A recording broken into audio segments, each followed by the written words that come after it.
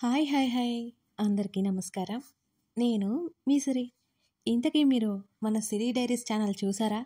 చూడనట్లయితే ఇప్పుడే ఒకసారి చూడండి. విలన్ 100 పార్ట్ చూస్తే మీకు ఒక సర్ప్రైజ్ ఉందన్నమాట. ఇక కథలోకి వెళ్ళిపోదామా? వచ్చేయండి. ప్రియనేస్తం పార్ట్ 70. అతనికి అడ్డొస్తున్న ఆమె చీరను పక్కకు నెట్టేసి ఆమె నాభి చుట్టూ సరికొత్త గీతలు గీస్తున్నాడు. అతనికి దూరమైన కొన్ని గంటలు కొన్ని యుగాలుగా అనిపించాయి ఆమెకి. కళ్ళు మూసుకుని అతని ప్రేమని ఆస్వాదిస్తోంది ప్రవర్తిక. ఆమె నడుము వెనుక భాగం మీద అతని చెయ్యి మెల్లిగా దగ్గరికి లాక్కున్నాడు. పూర్తిగా అతనికి అతుక్కుపోయింది ప్రవర్తిక. ఆమె ముఖం మీద అతని పెదవులు తాకిస్తూ ఆమె వీపు మీద చేతితో నిమురుతూ ఉంటే పరవశంగా కళ్ళు మూసుకుంది ప్రవర్తిక. ఆమె మెడభాగం అతని పెదవుల తడిని సంతోషంగా స్వీకరిస్తోంది. ఐ మిస్ యూ అన్నాడు అర్జున్. నేను కూడా చిన్నగా చెప్పి అతని హృదయం మీద ముద్దిచ్చింది. ఆమె తల వెనుక భాగంలో పట్టుకుని ఆమె తల పైకెత్తాడు. కళ్ళు తెరిచి అతని కళ్ళలోకి చూసింది. థ్యాంక్ యూ అని చెప్తూనే ఆమె పెదవుల మీద ముద్దాడాడు అర్జున్. అతను ఎందుకు చెబుతున్నాడో అర్థమై రాబోయే తన బేబీని తలుచుకుని సంతోషంగా ఫీల్ అయ్యి అతనిలో ముద్దులో మునిగిపోయింది ప్రవర్తిక. కొంత సమయం తర్వాత ఆమెను వదిలి హృదయానికి హత్తుకుని ఆమె తల నిమృతూ ఆ ఫీల్లోనే ఉండిపోయాడు అర్జున్.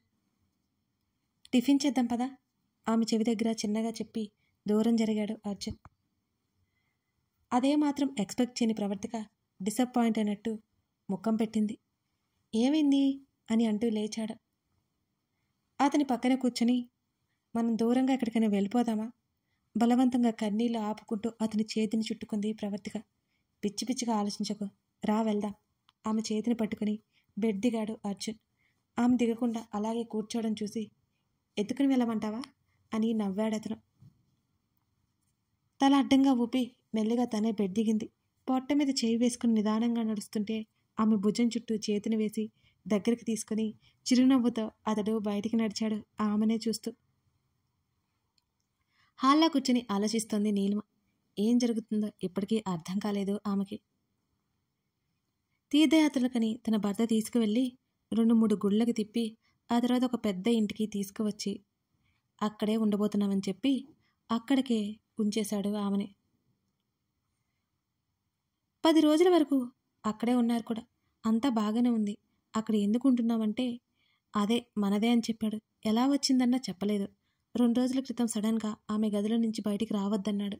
మంచి పనులు చేస్తూ మంచితనంగా ఉండే తన భర్త మాట జవదాట్లేదు నీలిమ. అతను అన్ని ఆకృత్యాలను తెలియక అతను చెప్పినట్టే ఉంటుంది నీలిమ. అలాగే నడుచుకుంటోంది. అర్జున్ ప్రవర్తిక తనని తీసుకొస్తుంటే ఏదో జరుగుతోంది అని ఆమెకు అర్థమైంది.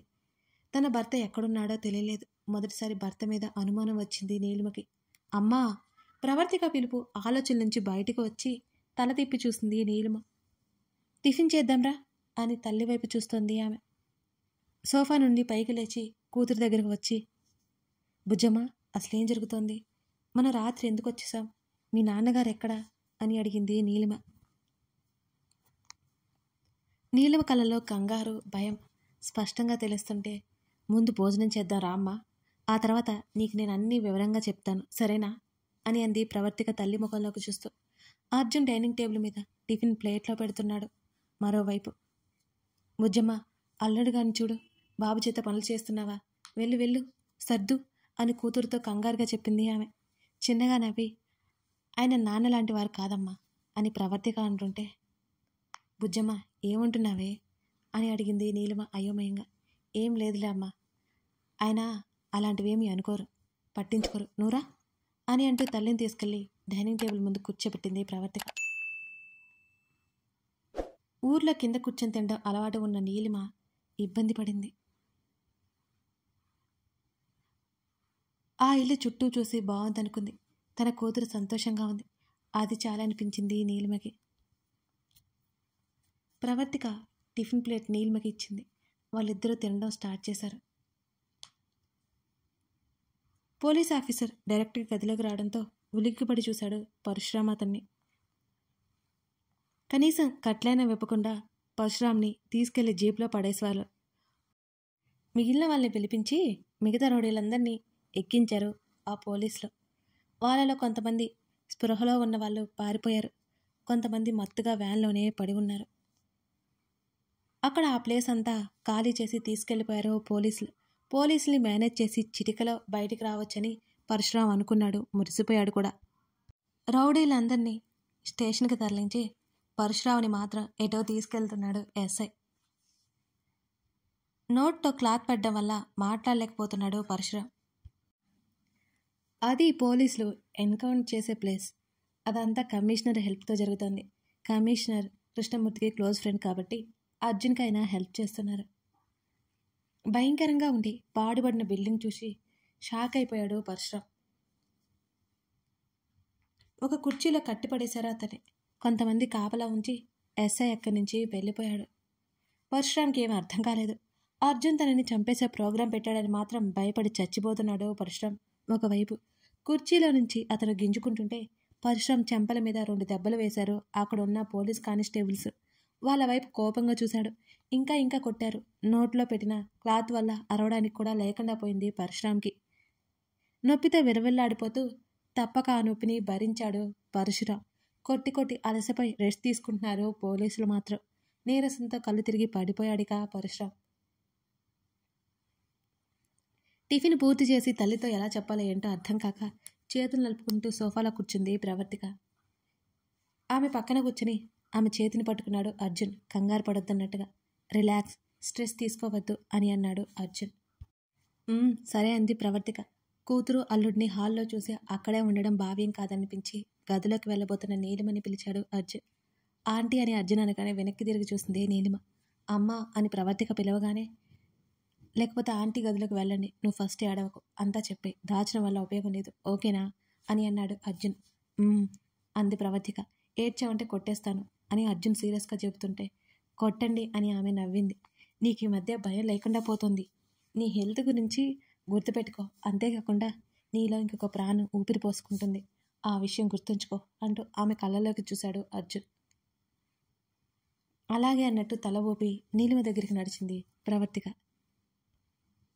అర్జున్ అక్కడి నుంచి గదిలోకి వెళ్ళిపోయి ఉదయం చేసిన ఫైల్స్ డాక్యుమెంట్స్ చూడగా మిగిలినవి చూడడం స్టార్ట్ చేశాడు అతను. కూతురితో పాటు గదిలోకి వెళ్ళే బుజ్జమ్మ అంటూ పక్కన కూర్చుంది నీలిమ. తల్లి చేతిలో పట్టుకుని, అమ్మా నీతో చాలా చెప్పాలి, అంతా విన్న తర్వాత నువ్వు బాధపడకూడదు అని అంటున్న కూతురి మాటలకి ఒక్కింత కంగారు పడిపోయింది నీలిమ.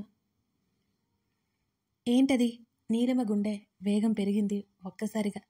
అమ్మా, మనం అనుకుంటున్నట్టు నాన్న మంచివారు కాదు అని చెప్పగానే నీలిమ కళ్ళు ఆశ్చర్యంతో పెద్దవైనాయి. ఏంటి బుజ్జమ్మ నువ్వు చెప్పేది అంటున్న నీలిమ గొంతు వణికింది.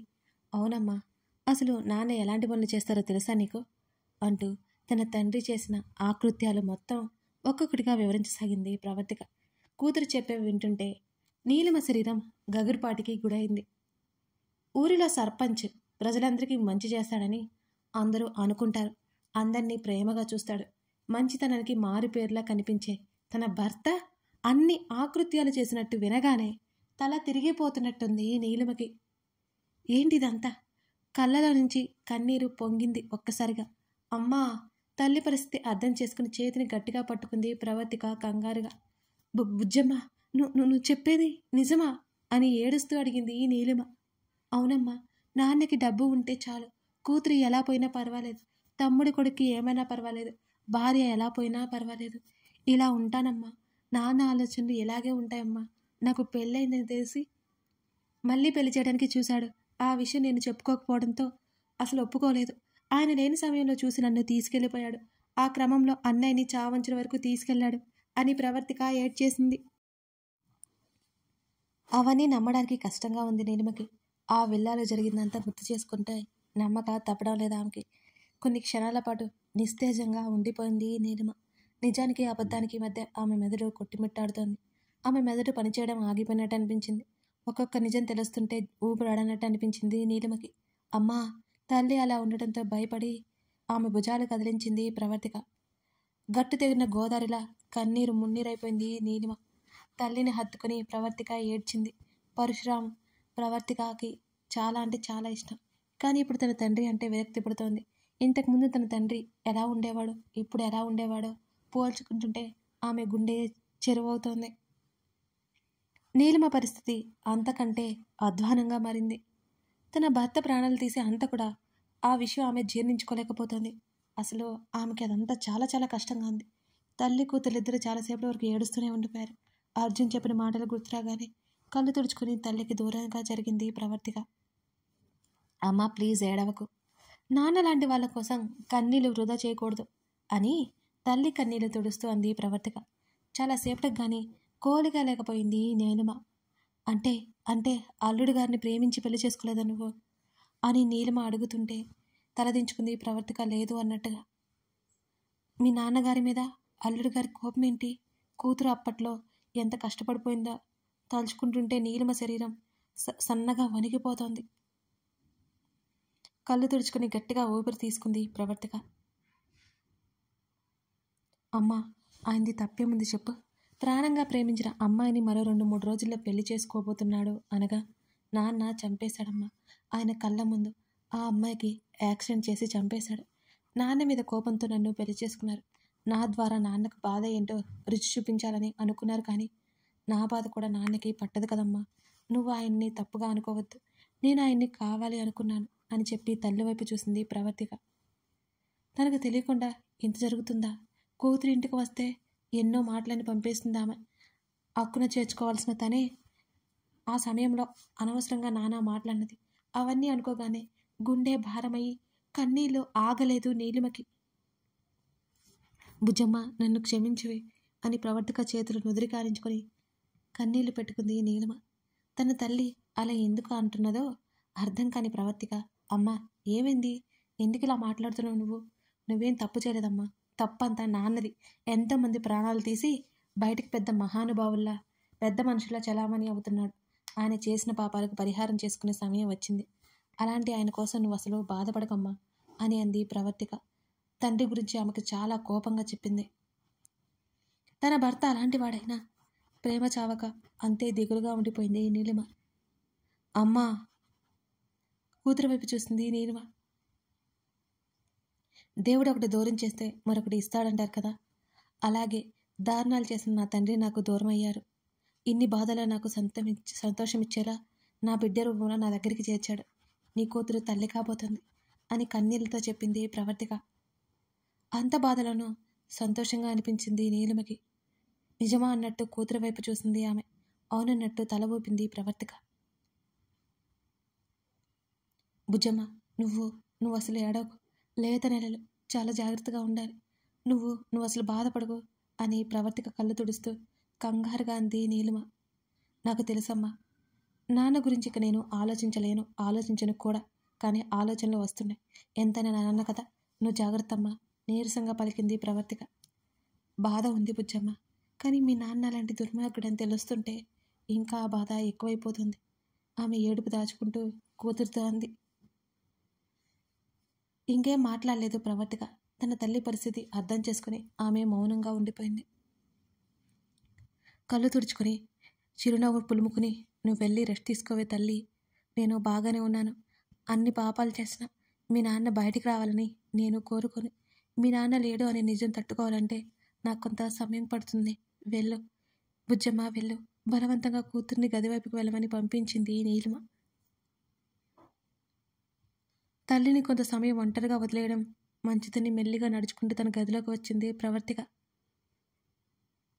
డోర్ ఓపెన్ చేసిన ప్రవర్తికకి తల పట్టుకుని కిందకు చూస్తూ కనిపించాడు అర్జున్. మెల్లిగా అతని దగ్గరికి నడిచి అతని భుజం మీద చేయి వేసింది ప్రవర్తిక.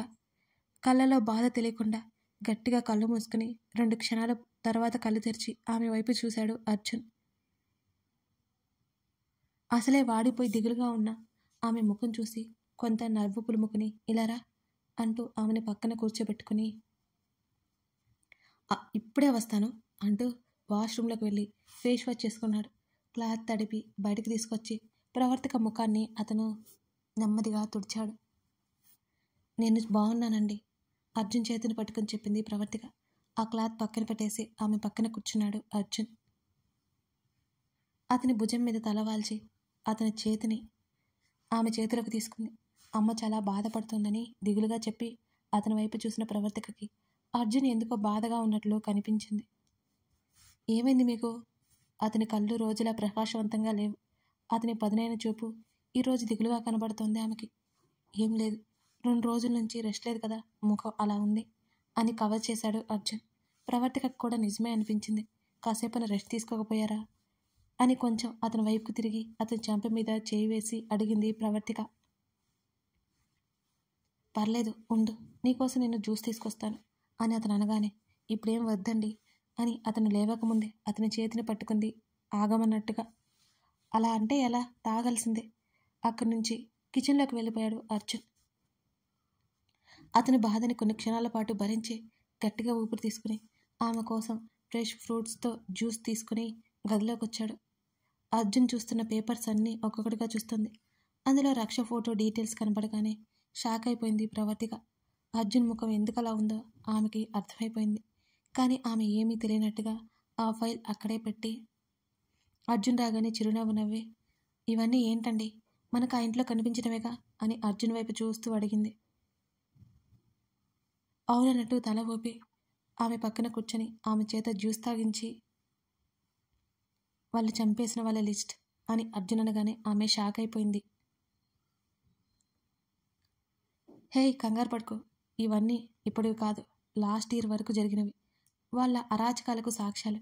ఇవన్నీ ఎవరు చేశారో తెలుసుకొని పోలీసులకు అప్పగిస్తే సరే, ఈ విషయాలన్నీ పక్కన పెట్టు అని అర్జున్ చెబుతుంటే, రక్షని కూడా ముందే ప్లాన్ చేసి చంపేశారని ప్రవర్తకకి అర్థమై అర్జున్ ఎంత బాధపడుతున్నాడో అనుకుని అతని బాధను ఉపశమనానికి మందు తనే అని అతని బాధన పోగొట్టే ప్రయత్నం చేయాలని ఆ ఫైల్ తీసుకుని లేచి కబోర్డ్లో పెట్టి వచ్చింది ప్రవర్తిక. అర్జున్ ముందు నిలబడి అతని తలని హృదయానికి హత్తుకుంది ప్రవర్తిక. కథ కొనసాగుతుంది. మరి తన లోపల ఉన్న బాధ ఆమె ముందు బయటపెట్టగలడా అతను? ఆమె ఏం చేయబోతుంది? ప్రియనేస్తం మీ అందరికీ నచ్చుతుందని ఆశిస్తున్నాను. అలాగే మన ఛానల్లో చాలా కథలు ఉన్నాయండి. ధరణి కళ్యాణం అనే స్టోరీ ఉంటుందండి, అది నేనే రాశాను. ఒకసారి వెళ్ళి చెక్ చేయండి, మీకు అది తప్పకుండా నచ్చుతుంది.